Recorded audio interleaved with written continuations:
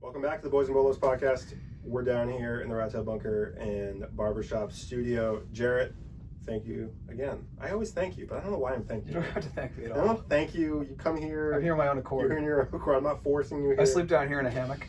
Yeah, there's like a little cot. I got a sleeping bag down here. It's one of those sleeping bags that's rated for negative 30 degrees. And you're like, Celsius. why would I buy one of those? And then you sleep in the barbershop. It's freezing down here. I had on my Boston Siege swag hat on, which I may put back on depending upon how cold the old dome ski is. Yeah, I had mine on too, but I opted for the thermal vest today. I went with the very. Yeah. Jared, what do you think about this look? I think it looks like the Titanic sinking. It's like one of those old It's school lifeboat like a lifeboat. Yeah. Like a preserver. Yeah. Well, it is very cold. You're like Billy Zane taking it from the kid. Shout out Titanic. Epic late 90s movie. Well, Jared. There was enough room for... I'm glad I can laugh. There was enough room for Jack. I just want to say that to break down all the conspiracy theorists that listen to our podcast. There was definitely enough room for Jack. It's brutal. Today was a tough day for me. As he drinks. You can't see this. Today was a tough day. Takes a swig. Today was the day when we were all reminded that you should never sleep on Mane. Don't sleep on Mane. Don't start a center defensive midfielder as your primary center back. It's not a good look. It's not a good look. And you sometimes VAR goes your way if in the case of Liverpool. In the case of Liverpool. In the case of Liverpool, when Son gets called for an offsides call that was barely there, and then Allison handballs it outside the box. And, that was unreal. It was unreal that they didn't look at that. That would have changed the game, 100%. If they can take lines and put lines in the field, draw digital lines in the field to figure out that Son's back leftist cleat was offside, how do they not realize the goalie handled the ball outside the box, which I believe, as you believe, would have been an automatic red card because he was out of the box, handling the ball intentionally, and he was the last man back. Because if he doesn't get that ball, Son gets that ball and he's in on goal. Therefore, he stopped a potential goal scoring opportunity. That's just unbelievable, and that's Liverpool right there. Yep. And the announcers were a bit brutal in that game, but either way, Spurs did not deserve to win that game. They didn't deserve to tie that game. They didn't lose that game. It was a bad defensive performance. I mean, Kane got hurt. He's probably going to be out for a couple weeks with an ankle injury. You think so? Oh yeah. It didn't look good. I don't think it's like a season-ending injury, but I think it's like 2-3 weeks. Because he got hurt and then he tried to play on it and then he got hurt. It hurt it again, and then finally they pulled the plug. But yeah, there's a multitude of problems. It's one game. I'm not overly worried about it. It's Liverpool. If you lose to Liverpool, it happens. They're still one of the best teams on paper and on the field in the world, not just Europe. Yeah. So it is what it is. Crazy. But actually, one of the things I want to point out as we start this episode is that we haven't done a podcast in a while, and that was not on purpose. Week 18, 19, and 20 literally all melted together to a point where we couldn't even find a 24 to 48 hour period to record, edit, and then publish. So tonight, we really have to kind of talk about weeks 18, 19, and 20. And one of the biggest things, obviously I have a biased perspective, but a sacking of a top team's coach. Frank Lampard gets sacked. Do you think that was fair? And then do you think Tuchel is the right guy? He was in the job for 18 months? About a year and a half. A year and a half. What he did for Chelsea, given that they had basically a transfer embargo, they couldn't sign any players, couldn't get anybody in. To get them top 4 last season, I thought was, dude, that was pretty good. That's pretty good. It was honestly impressive. When you think about the team he had to get top 4, he had Rudiger, Zuma, Aspi, an aging Alonso, Emerson. He doesn't really have a great defense. And Kepa.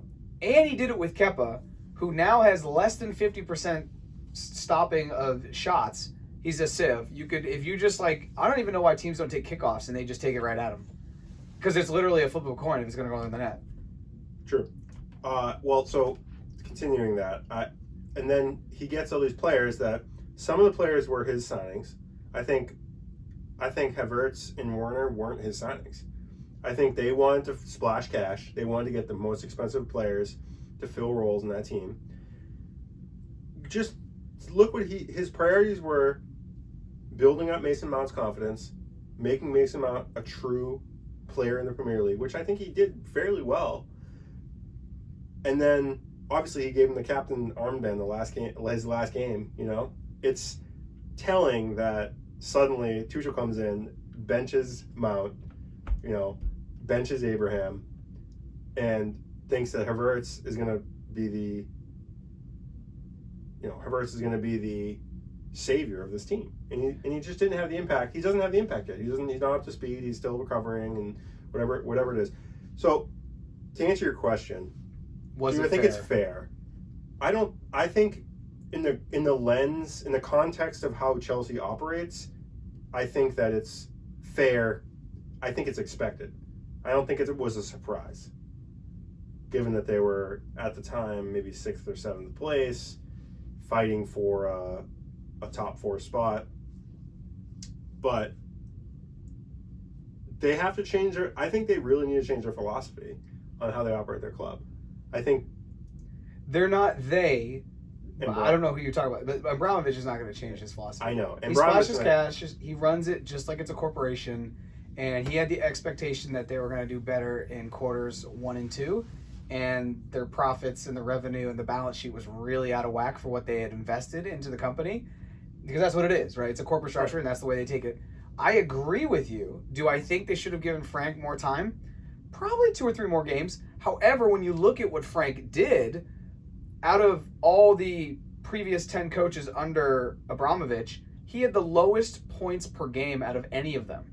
And one of the conversations that I've had super candidly in the Chelsea Boston Facebook group is that if it weren't Frank, if it were Sarri, if it were even Matteo, if it were any of the old coaches that have come through the Chelsea ranks, even Ancelotti, he would have gone earlier. But because it was Frank, and he literally is a walking legend, as we've said, and I truly believe, starting 11 in the Premier League all time, he got a couple more days of grace. But the stats, if you remove ourselves from the emotion of it, the stats don't lie. And he was a failing coach when compared to all of the other coaches that Chelsea have had who have gotten fired. Sure. And that's the really tough part, especially as a Chelsea player, because it's like, the guy's a legend. It's like firing Drogba. How could you possibly do that? Frank won everything. He won every cup he could win with Chelsea, except the FIFA Club World Cup, which we lost to Atletico and Radamel Falcao. And we also lost to Bayern when we won the Europa. Anyways, I'm doing a rabbit hole. He won every single thing as a player that he possibly could. So that's why it's tough. But I think it actually, when you stand back and you look at the amount of points he had to go. And it's tough. I actually think he shouldn't have taken that job, and I think you said that. Yeah, I don't think he should have taken the job.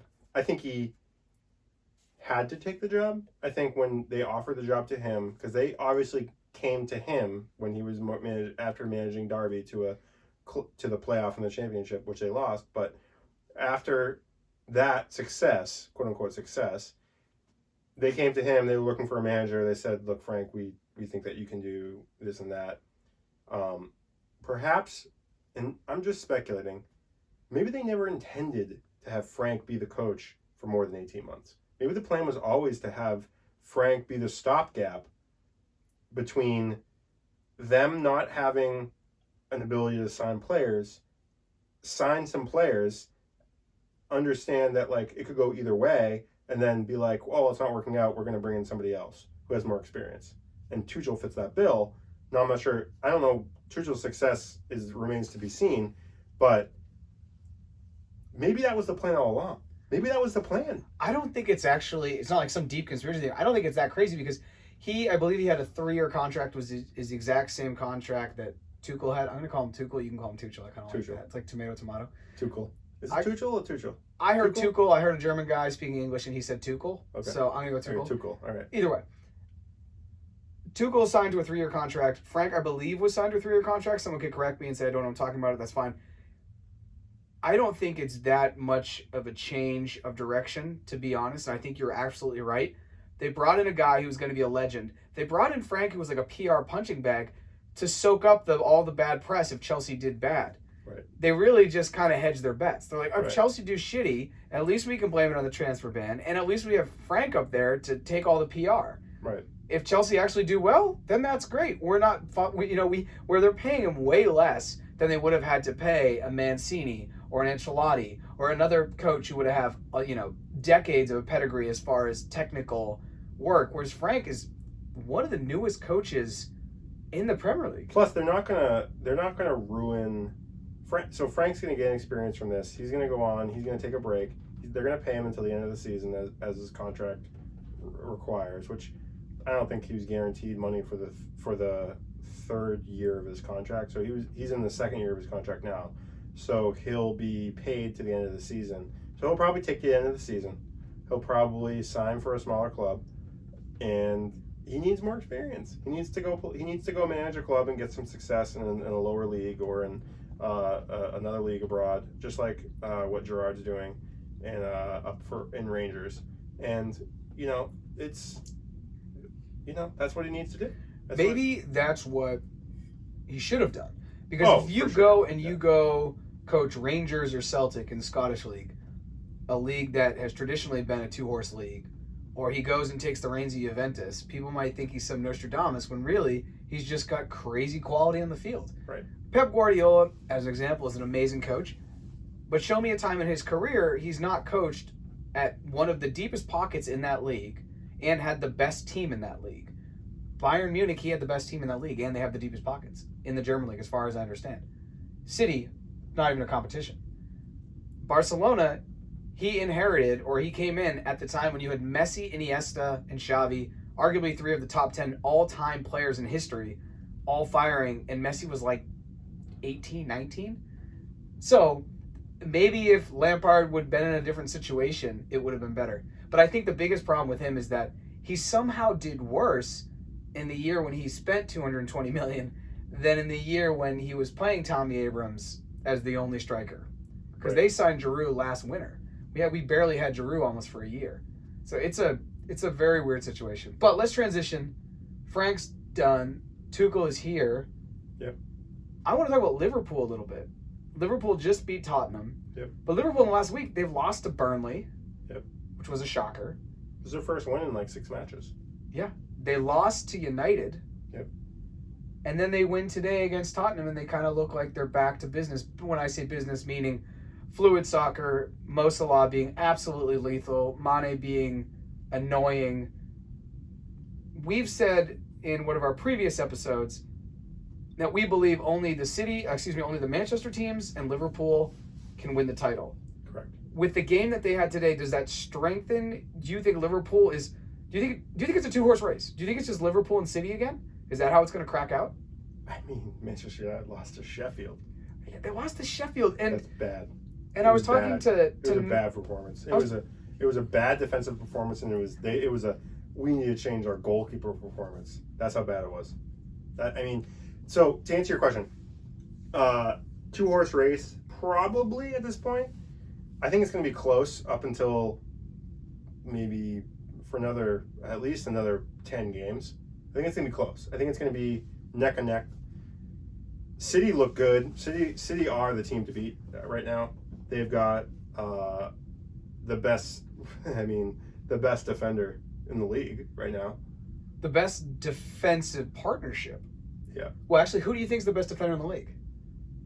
Diaz, okay. I didn't know if you were going to say John Stones, because for me it's Diaz. No, when you look at that guy's numbers, it's crazy. It's absolutely asinine how good he is, and no one's talking. Well, maybe people are talking about it, but we're not talking about it. It's better than Van Dijk. Yeah.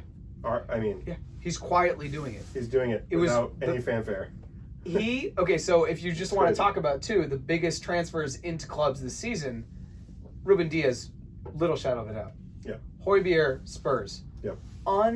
Unbelievable value. Oli Watkins, Aston Villa, unbelievable value. Well, he's a championship player that just basically still unbelievable value. Seized on an opportunity, and so you can't. What do you mean seized on an opportunity? That's anybody coming to the Premier League who's been bought from another outside. But as a striker, the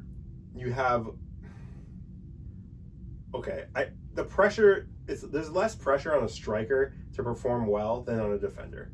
What? Think about it. Strikers have to produce, my G. Yeah, but if you're a striker, okay, think about it. If you let in goals, I'm so worried about if you let in goals, yeah, people are on you like. Yeah, if you blow goals over the net, it's bad. No, it's not like that. Okay, I'm picking up what you're putting in. You're saying, because I'm thinking about Timo Werner, you're saying Chelsea fans are lighter on Timo Werner than if Ruben Diaz gets scored on, run him out. Absolutely. Okay, you're right. Okay, you're right. People are going to fucking... The critics, the critics haters. are shitting on Dyer right now because he's a dog shit center back. This is Dyer shits on himself. But he's a dog shit center back, but nobody will question the fact that like some offensive player has put a ball over the net or like flubbed it or like, because Sterling does it all the time, right? Sterling does it all the time. I don't even know if he does it all the time, but he did it once, and that once was like loud enough for 6 years. So yeah, he has like a scarlet letter. Sterling flubs a lot, right? So Sterling flubs a lot. He hasn't done much. I think if you want to talk about somebody, you can talk about Firmino, who only as of recently has scored goals. But he's gone almost the last 12 months. He's scored like. But he would never get as much. He would never get as much. Goals. He would never get as much shtick as a defender letting in. Like, there's a lot more scrutiny on a center back who just like ball watches or gets turned, right? I'm just saying. I'm making a good point here. You're making a good point. I just have to. In my opinion, I think Ole Watkins, Højbjerg, and Ruben Diaz have all been equally good signings. Okay. Because Diaz goes into a City team, which is already freakish, and they need a little help in the back. Højbjerg sits in the middle of Tottenham and he transforms their entire situation. Højbjerg is a great signing. I think Ruben Diaz is a great signing, also a very expensive signing. Ole Watkins is fucking pure luck. I don't think it's luck. Luck, my G. Dude, Ole, if you were listening, I'm sorry. Jeff is on one. Spurs lost. It's luck. It's not luck. It's luck. It's not luck. Jeff. It's lucky to pull a player at that value into your team and for him to produce like he's producing. It's not like they used a crystal ball and were like, Ole Watkins, I think he's going to be an amazing player in the Premier League. Well, they had a different crystal ball than the one Chelsea had because Timo Werner and Havertz are underproducing. Yeah. Anyway. Story. Okay, well, we will agree to disagree on that. But you think, getting back to our main point, you think it's potentially City and Liverpool after the next 10 games. So after week 30, with 8 games to go in the home stretch of the Premier League, you're thinking it's going to be Liverpool and City? I don't think it's going to be like a crazy amount of points that are ahead of the third place team. Like 2 games? Yeah, like 2 games. It's going to be like 6 to 8 points. It's not going to be crazy. But it's going to be the two of them. Because up until today, I mean, Liverpool hadn't scored a goal in 450 minutes or something crazy, and now they're scoring. And I think it's a confidence building game. I think a lot of the pundits were saying this today when I was watching the pregame, was that it's a much more important game for Liverpool to win than for Tottenham to win. Oh, far superior. If Tottenham lose, I think they're expected to lose, even though they're at home. It's still Liverpool. Yeah. If Tottenham the thing is. Yeah, Tottenham were probably expected to lose, so that's fine. But if Liverpool are expected to win and then tie or don't, the space is really starting to grow with City, and they have a game in hand. Exactly. And so I think Liverpool had a lot more pressure to win that game. They came out, they showed their class. They showed why they're one of the best teams in Europe. They had Henderson back playing defense with Matip. Fabinho didn't play at all, which was interesting. Just for our listeners at home, Jeff now believes City can win the title. Yeah, I've totally changed. I've flipped. I'm going to mention this as much as I can. Well, dude, I already admitted it. You did admit it. It was like in a City Anonymous meeting. Guys, this is Jeff. Hi, Jeff. No, since, what was it? Only a couple weeks ago, they've really turned it up. They've decided they've gotten to the top of the Premier League, and at one point they were 13th. Yeah, and they still have a game in hand. They haven't lost a game in 12 games or something. I'm looking at it. They're a point ahead of United, but they have a game in hand. And United, I was talking to Nodder today. Nodder's a United fan, and he was just blown away. He was like, "Is there anything more 2021 than than United beating Liverpool 2-1?" It was 2-1, right? In the cup? The cup, yeah. And then they turn around and then they lose to Sheffield. within hours, seemingly. I mean, like seemingly. within a couple days. It was like 3 days. It was like 72 hours. I mean, and it's just the Jekyll and Hyde. They are the Jekyll and Hyde. I mean, sometimes Harry Maguire for me is one of the best players in the league. Easter Island head himself, slabhead. Hurts me to say. Other times, he's like bad. The ghost of Rudiger. He just looks rough. Yeah, he's slow. And sometimes he's slow.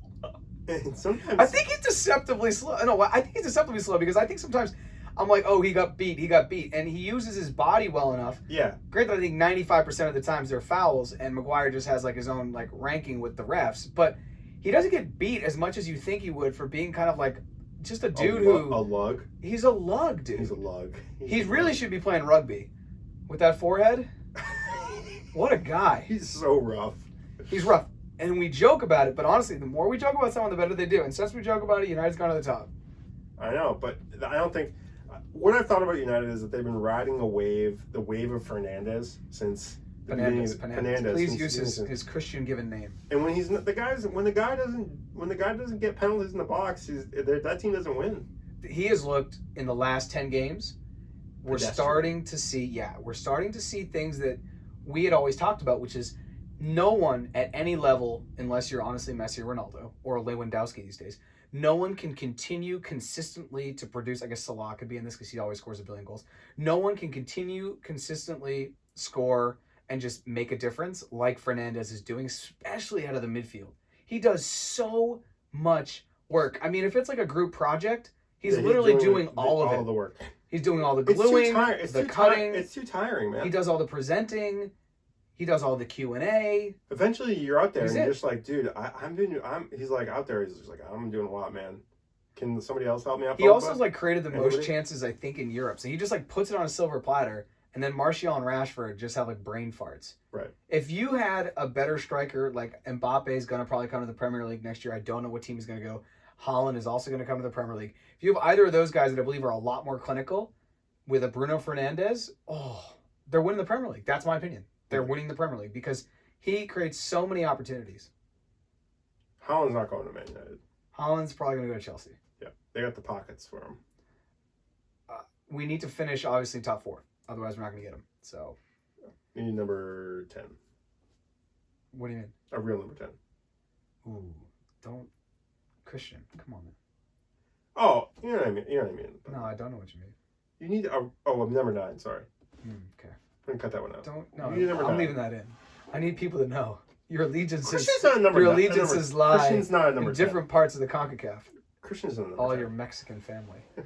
Christian's not a number 10. He's not a number 10. He's not. He's like a 9.5. He's a 9.5 on a good day. So let's talk about week 21. It's coming up. It's upon us. Games start this Saturday. I can't believe we're already in week 21. We're also up in the Northeast having frigid cold nights. It's going to be like 5 degrees tomorrow at night with a real feel of like -10. So I wonder if it's going to be kickoff Saturday morning on the other side of the pond. I wonder if it's going to be super cold because, I don't know, like Spurs had to like train in snow the other day. I don't know. Is that how it works? It like goes over? What do you mean? Travels? El Nino? Oh, for sure. Okay. Fernando Torres, El Nino. He loves to travel. Across the pond. Across the pond. So Saturday we kick it off with Shampton versus Newcastle. And I really shouldn't say Shampton because every time we joke about Everton being a sham, they still have multiple games in hand and they are flying up the table and they are looking very good. Hamas is back. They are rocking. Scored a fucking laser yesterday. So foin. I got Everton on this 3-0. Newcastle is scrappy, but Everton's looking good. Newcastle are a relegation team. They're in the basement. They're deep in relegation. They're deep in the cut. Fight. They're not deep in the. They're not deep. They're not going to get relegated. They're not going to get relegated. Are you sure? No. They're looking bad, dude. There's 1 in 7 they get relegated, and the other 6 out of 7 is Sheffield. Sheffield won. Yeah, I know. And I told you, Nick texted me. He's like, "Blades, baby, to Europe." I'm telling you, they're going to do the Great Escape. If they actually, I wonder what the bookies are. Someone DM us and I'm tell going to us. put some money on that. I might put $50 if I can get a future that they escape. Because Chris Wilder... Dave, if you're listening to this... Dude, Dave's been dodging us. I'm like, yo, Dave, what are the picks? Dave, you listening to this, we need to get on that bet. Blades not getting relegated. Yeah, tell us what the future is on that. Because if it's 1-10, I might put a 50 spot on it. It's probably 1-20. Dude. You know, I put the 50 spot though because my Doja coin is pumping. Dude, right now Blades are on 8 points. We're not going to talk about crypto on the pod. Not going to talk about crypto. Okay, we'll talk about crypto on another pod. What do you got? I got Everton 3-1. Over Blades? Blades no, over Newcastle. Oh, sorry, Newcastle. Everton, no. 2-1. Oh, wow. Mr. Conservatism over here. Yeah. This is going to be a game of two teams that always like to mess with Chelsea. Crystal Palace and Wolves. Oh, Wolves are definitely going to look mediocre. No attacking ability. Somehow come out with a Fabio Silva 1-0 win. Or unless Zaha gets in there. Is Zaha hurt? Is he back?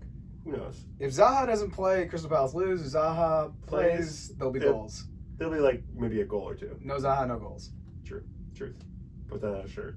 No Zaha, no goals.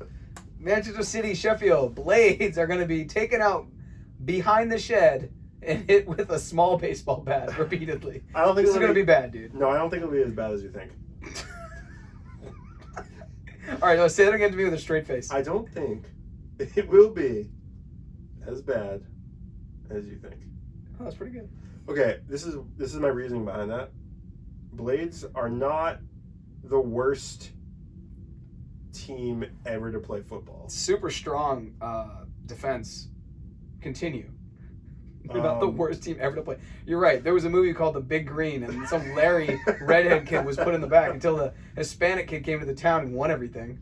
I'm gonna go with a 3-1 Manchester. No, that's not fair.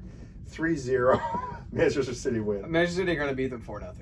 It's gonna be Blades are rough, dude. Blades are rough. They can't score goals, and Manchester's defense is solid. Yeah, we just got overdone saying they literally don't let any goals in. 3-0. Okay, I'm gonna go 4-0. West Brom Fulham. This is the battle for the wooden spoon. These are the only two teams above Sheffield. Fulham's better than West Brom. Full stop. Fulham is better than West Brom. I'm gonna go Fulham 1-0. Yeah, I agree with that. Fair. Ooh, it's gonna be a good one. It's gonna be a good one. Arsenal United. Ooh, it's gonna be a good game. I'm going to Arsenal. They got some payback, dude. Some payback. I predict Odegaard's going to get the start. Odegaard's going to come in as a sub, have a significant impact in the second half, and they're going to. He is super nice. When I saw that they signed him, I was genuinely worried because I don't think either of us are really excited about Arsenal in their current form. He is the piece that they needed for them to probably be in Europa League if they can stay on the current trajectory that they're on. He's an attacking midfielder, right? Yeah, he's very nice. Yeah, so nice. they'll set up with Partey and him in the midfield, right? Sure. And because Partey's more of a holder, kind of, I guess. Yeah, he's a holder. Yeah, he's a holder. He's a holder. I mean, if they have Lacazette playing as well as he did, and Saka's nice, dude. I mean, their team's good. Their team's really good, and they played better without Aubameyang and Özil. Who would have thought? That's 500,000. I know, but I like to say it. That's 500,000 a week, dude. That's $500,000 sitting on the bench. Aubameyang was one of the worst signings. It's such an Arsenal. No. Willian was the worst signing they picked up in a long time. But I want to shout out Özil real quick, and I'm really happy for him because you see him in rondos out in Turkey. And he looks happy. He's getting megged, and he's like, "Oh, I'm playing again." He's like, "I get to touch a football." Oh, Turkish friends. He took a ridiculous pay cut. He's making $60K a week there, and dude, $60K a week is still a shitload of money for $60K a week. Person. Anyone listening to this podcast would probably kill for. But either way, the guy just wants to play soccer. Just give them he just wants the minutes. He just wants a little PT. That's it. A little playing time. A little playing time. Doesn't want to ride the pine. Doesn't want to sit on the sidelines anymore. I honestly hope that he plays for Fenerbahce. That he's played for Fenerbahce, right? Am I not crazy? Yeah, Fenerbahce. I hope that he plays really well. And I'm actually not even sure if they're in the Europa League. But there would be some dirty, sweet, loving karma irony if they had to play Arsenal and he just destroyed Arsenal. Because he's still a baller. The baller is in there. Oh, he's got to get his fitness right. He says that's right, but there's no way he hasn't played a competitive game in a long time. But so, all right, you got Arsenal. I got Arsenal. Oh, yeah. I got a tie 2-2, actually. Here's the thing.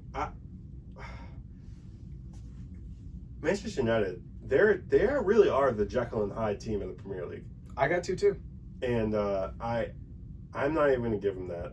Arsenal's riding they're playing a lot better. I think they're playing a lot better. They're one of the most informed teams right now in the Premier League. I'm going to say 2-1. They're going to win. Southampton Villa. This is another juicy game. Both these teams are still a little overachieving, I think.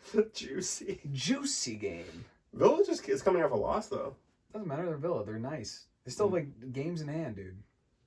I'm gonna go with Southampton. I think they're pretty good. They just tied Leicester.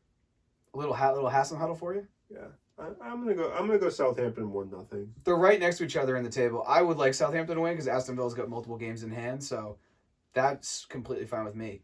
Ooh, Sunday we have a banana peel called Burnley.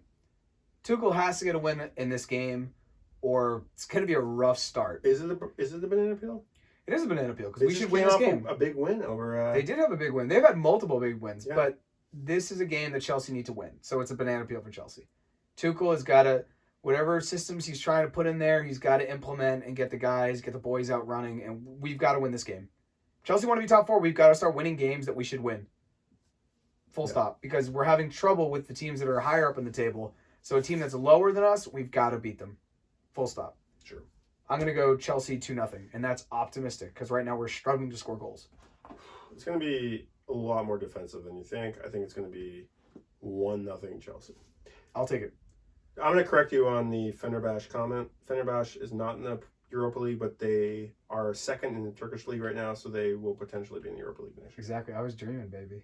I was dreaming. I love it. Yeah. I would just love that to happen because I think Ozil would play out of his mind. He would have so much incentive. And I think the Arsenal fans would love to see it too. You just want to see the guy happy. I don't think the guy really doesn't want... he doesn't hate the club. The guy... No, he doesn't hate the club. He clearly didn't get along with some people in the club, and that's why he didn't play. I don't think he hates the club. I think he loves Arsenal. Yeah. I don't think he has... On some level. You gotta respect the guy. The guy donated half of his salary to charity. Let's be real. Oh, you're calling Gunnosaurus charity now? No. I think legit charities. No, I think he legit did too. Yeah. Yeah. There's only so much money you can have. Yeah, he has so much money. Yeah. Leicester Leeds. This is gonna be a good one. I'm gonna go Leicester 1-0. They're kind of in a meh. I think Leicester Madison looks nice, dude. That guy is fire. James Maddison for me is top 3 right now in the Premier League. So good. He's so good. He's so fluid. He's just having fun, and he's just doing dudes out there. I mean, he just mega guy, knock a ball, whipping across. He's just God. He's so good. He's so good. I wish Chelsea could sign him. That's what we should sign, honestly. Like, we need that, but we just picked up Havertz, so me.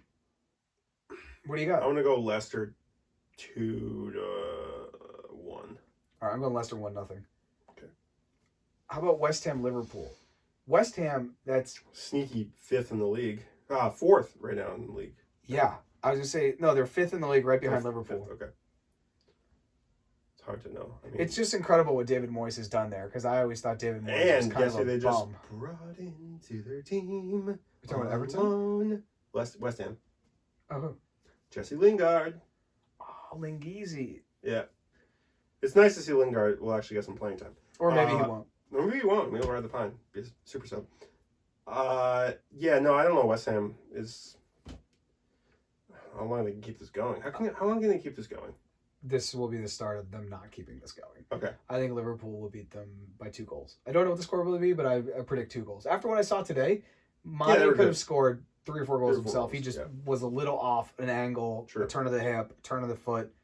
I think they're going to feel really comfortable with this game. Yeah, I think it's going to be 2-0. 2-0? Okay. And finally, we round it out with Spurs. Brighton Hove Albion. Spurs will win this game. But it's not going to be an easy game for them. It'll be a 1-0 park the bus fest. Park the bus / the tires. Yeah, it'll be like a score early. Some will get in there and just dink it in. And then, it'll be like just them crossing the ball in the box, and it'll be the head the ball out the box fest for about 90 minutes. I need you to tell us about fantasy. I don't have fantasy downloaded on this particular technological device called iPhone 7. Ooh, I went 7 deep in the deep lore. Deep in that. Deep in the lore. Deep in the Steve Jobs lore. This thing is so tiny now when I hold it. It's just like a newborn baby. Are we really doing fantasy still?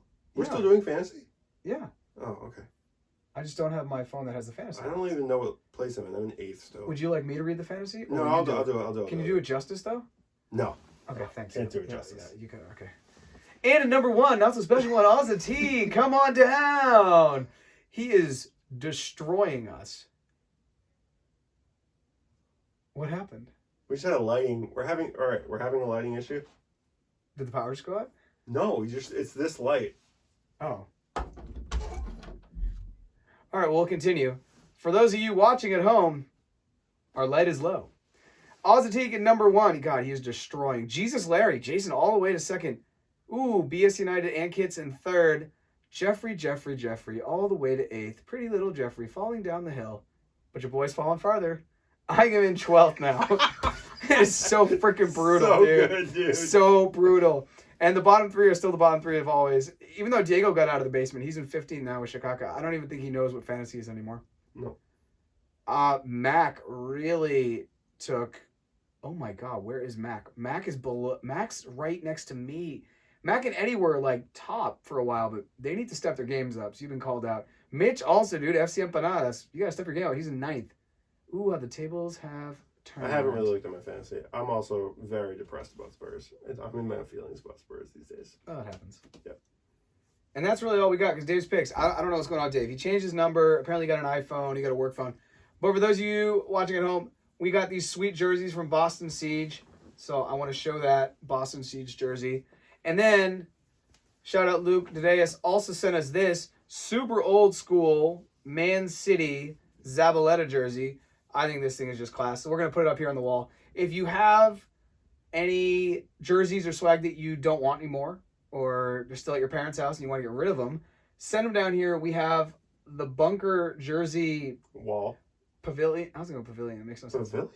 That makes no sense. Maybe I'm hungry. Yeah, I can do that. It's a library of love, this wall. So jerseys have come from all over. This Man City will go well because right now it's very London-y with our Arsenal, Chelsea, and Tottenham. Ellen gave us this flag. So anyways, if you have stuff that you're like, oh, I'd love to send to the barbershop to help the boys in Bolos, please send that out. But that's really we need all the help we can get. We need all the help we can get. But yeah, we got a lot of Boston Siege swag, like this sweet hat, which I'm showing. I know you guys can't see it. But anyways, yeah. Jeff, that's all I got. Thanks again, Jarrett. We're gonna go. You're thanking me again. I know. I'm gonna go cry a little bit about Spurs. Yeah, the lights are really low in here. It's like a seance. Chelsea and Spurs are now very mediocre in the middle of the table. Back to the good old days. Back to the good old days. And that's all I got. Well, ciao. Ciao.